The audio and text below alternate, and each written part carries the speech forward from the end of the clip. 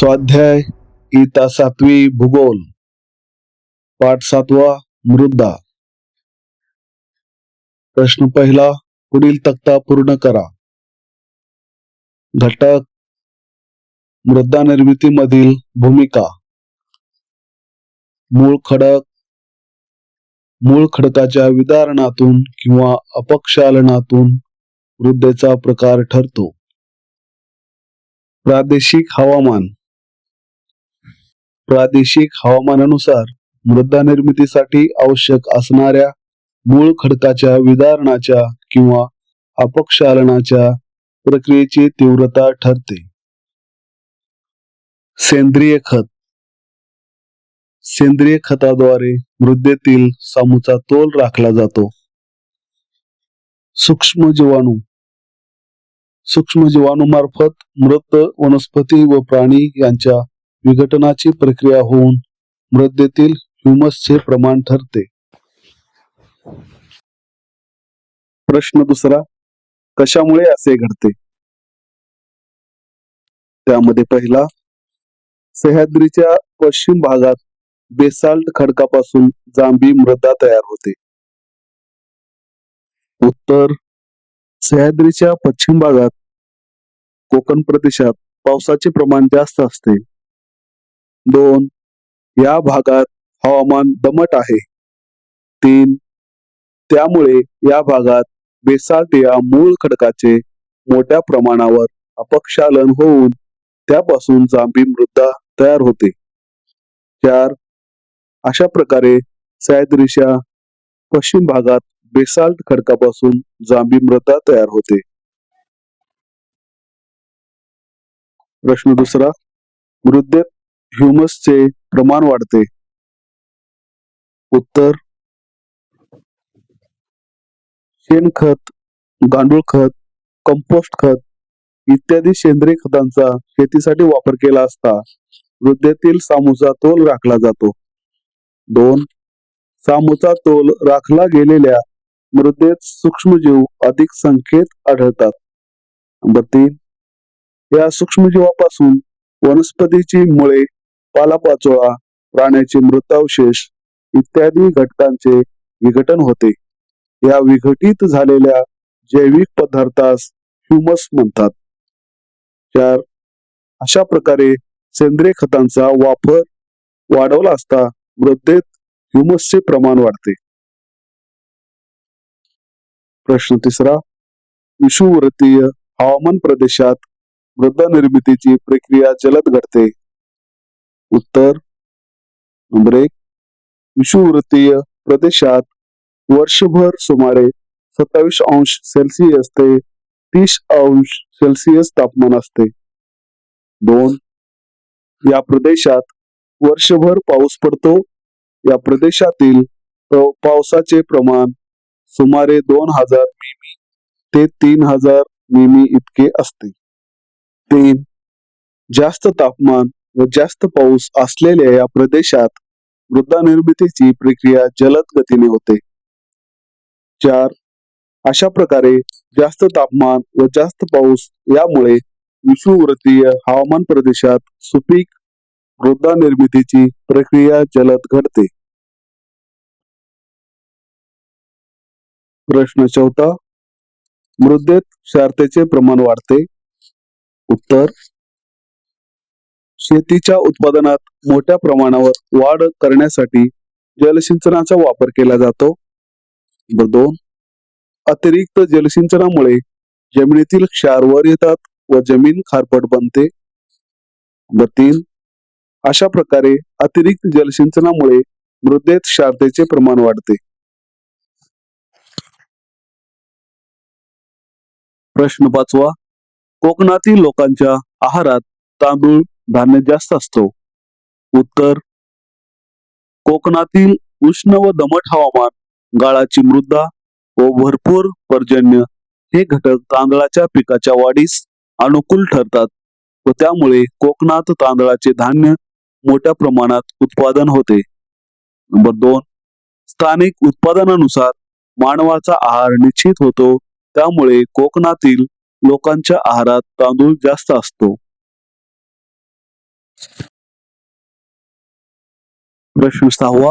मृदेची धूप होते. उत्तर: पावसाच्या पाण्याबरोबर नद्यांच्या प्रवाहाबरोबर मृदेचा थर वाहून जातो.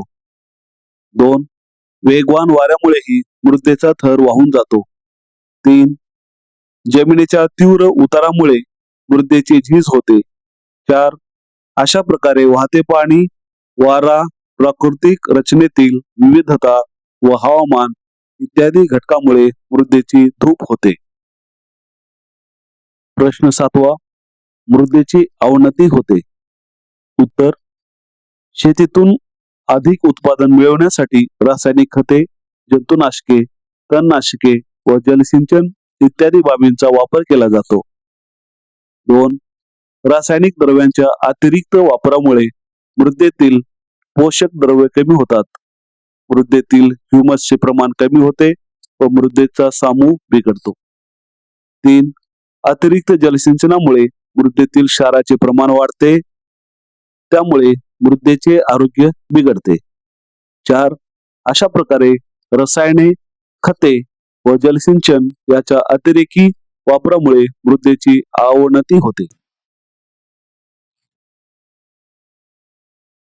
प्रश्न 3. माहिती लिहा. त्यामध्ये पहिला, मृदा संधारणाचे उपाय. मृदा संधारणाचे काही उपाय पुढील प्रमाणे आहेत. नंबर 1, वृक्ष लागवड.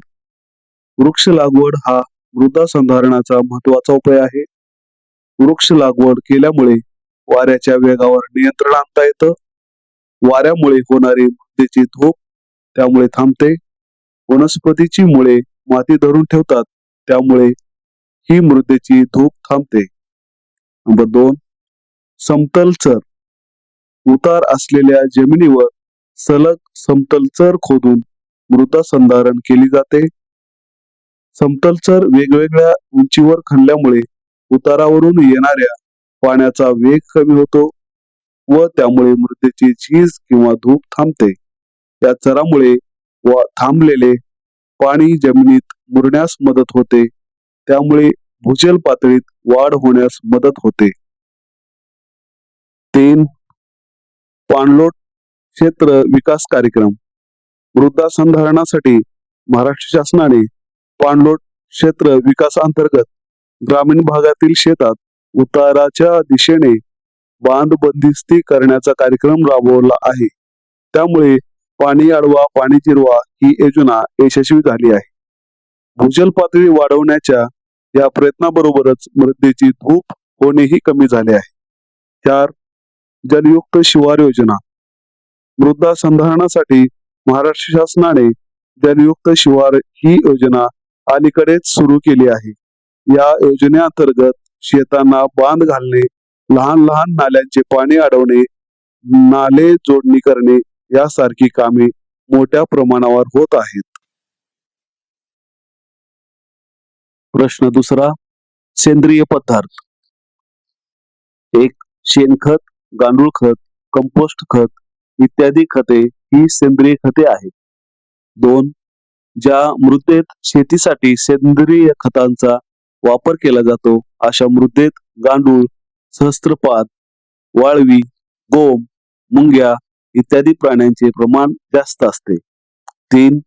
सेंद्रिय खत मिश्रित मातीतील सूक्ष्मजीव उदाहरणार्थ जीवाणू, कवक इत्यादी, वनस्पतीची मुळे, पालापाचोळा, प्राण्यांचे मृतावशेष इत्यादी घटकांचे विघटन करतात व त्यामुळे मृदेतील ह्युमसचे प्रमाण वाढते व मृदेची सुपीकता टिकून राहते.